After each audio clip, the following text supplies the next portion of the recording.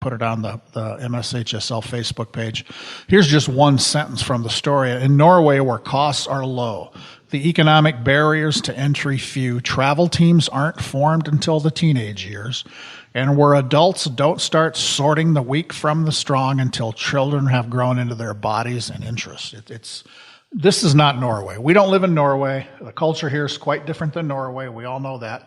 But I think it's just something interesting to think about. And it's really amazing, the response. I'm not saying anything's imminent here, but just from my little lame Twitter account, tweeting out the link, just the responses and the positive responses and the retweets. It's really amazing to me that which clearly also says, yeah, everybody knows we've got issues with youth sports here, where it's so expensive. If you want to get your kid involved in a year-round, name the sport, and people without the means can't do it. And things can always be done better, and maybe we can learn some things from the old Norskies. Yeah, well, and I coached a lot. I had 4 kids, coached a lot of youth sports. I've been around pro sports, college sports, and I've run into so many stories, college sports and pro sports, where you run into an athlete and they developed late. Yeah. Oh. And, the idea that you would weed people out at a young age when you have no idea what the future holds or how their body's going to develop, how their competitive instincts are going to. I played sports my whole life. I don't think I was really a good competitor until I got to college. Yeah. I just didn't have that just extra bit of desire. Before it was always a participatory thing. I enjoyed sports, but I didn't put in the extra work till I got to college. Yeah. You don't know what's going to happen, so don't weed anybody out at a young age. Yeah, well, and Joe Fonbola from Hopkins, the great sprinter, he was a cross-country kid till this last fall. That was his main thing. He loved cross-country. Was still a track kid.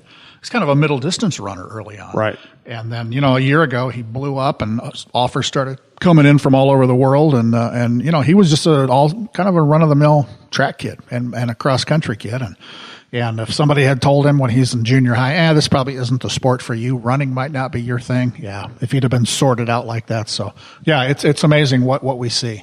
Well, let's get some hoops history reminder. If you'd like to sponsor the program or any of the shows on the network, I think we've been up around 180,000 listens per month lately. You can reach us at talknorthpodcast@gmail.com. Hoops history.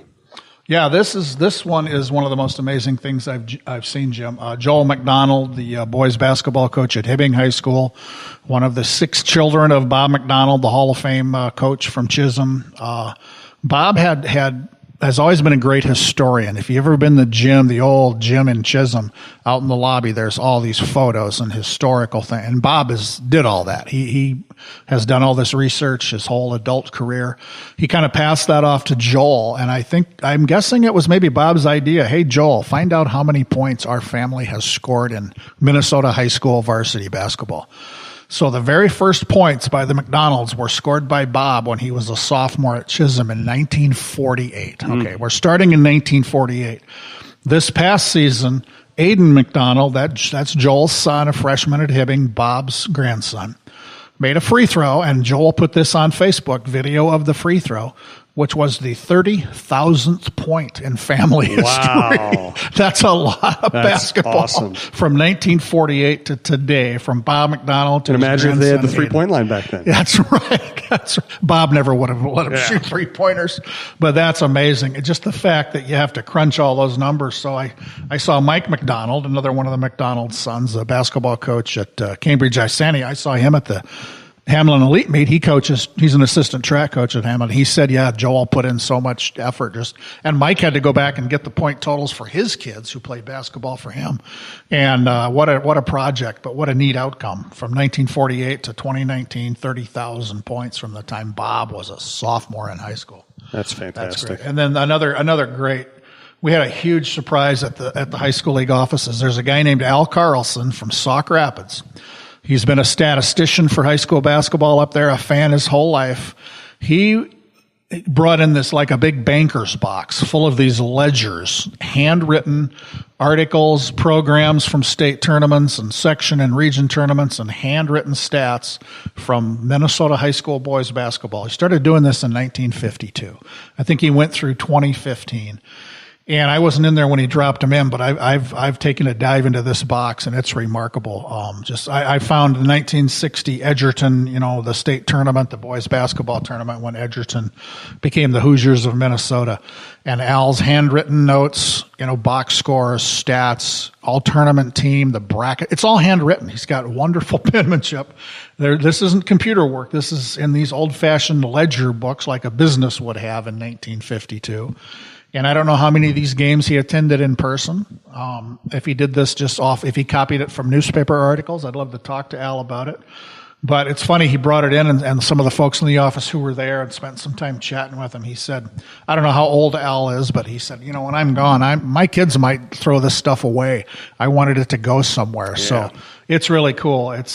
We've got a lot of stuff like that at our office, but nothing so comprehensive about one sport. Somebody asked me on Twitter, I tweeted out a couple of pictures of some of this stuff, and somebody said, have you got anything like that for hockey in Minnesota? And I said, at this moment, we don't, but you never know who's coming through the door with a big box of great stuff. So thanks to Al Carlson from Sauk Rapids. That's something we're going to have forever, and it's really, I'm as a basketball fan, as kind of a sports history buff, it's really cool to see that. So thanks to Al. You can follow John on Twitter, MSHSLJohn. You can follow me on Twitter at Suhan Strib, as in Star Tribune. And if you ever have a question about high school sports, you don't have to wait for us to call for questions right before the show. Just send them to him. We'll save them, and we'll get to them during the show. Let's wrap up with Pep Band Mania. Okay, one of the coolest things I've seen. If you follow me on Twitter, you might have seen this last week. I was at a track meet at Hopkins, and this is Hopkins track week here. But there had been a tweet earlier in the day from the pep band at Hopkins High School, which they call themselves the Lean Mean Performance Machine. I've seen them at football games and basketball and state tournaments. You see these guys everywhere. They're great. They're one of the best pep bands on the state. So from their Twitter account, they tweeted out, "We may or may not be performing at the track meet today." So that got me all excited. So I don't know, maybe halfway through the meet, I was kind of looking around. No pep band. I don't see them. And then I see them rolling up into the stands. There's some tubas and them drums. So they played during a track meet. All your pep band favorites, Wipeout, Crazy Train, you name it, they played it. And they did a really good job. You can't play. They weren't near the starting line. The starting line is at one end of the bleachers. They were way down at the other end of the bleachers. But the kids in charge, the student directors would watch for the gun. They'd see the gun go up, 100 yards away.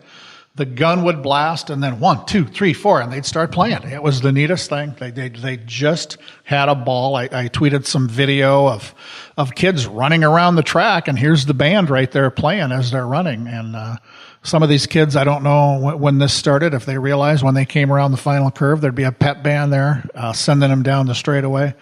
But it was neat, and I've seen bands at cross-country meets, adaptive sports, softball games. So I threw out a challenge on Twitter. What else can pep bands do? And somebody said, wouldn't it be wild if a pep band played at a golf tournament? So of course, here comes the video. It wasn't a tournament, but the Farmington pep band, another one of the greats. This must have been from last summer, like at a fundraising golf event in Farmington. The pep band's standing out there, on the grass by the clubhouse, playing and marching around in their T-shirts, awesome. And it's just so much fun to see a pep band when you least expect it. So way to go, Lean Mean Performance Machine from Hopkins. That's something I'm gonna remember for a long time. That was really awesome. Well, the one of the cool things about covering the Ryder Cup here at Hazeltine National was they treated the first tee like a party.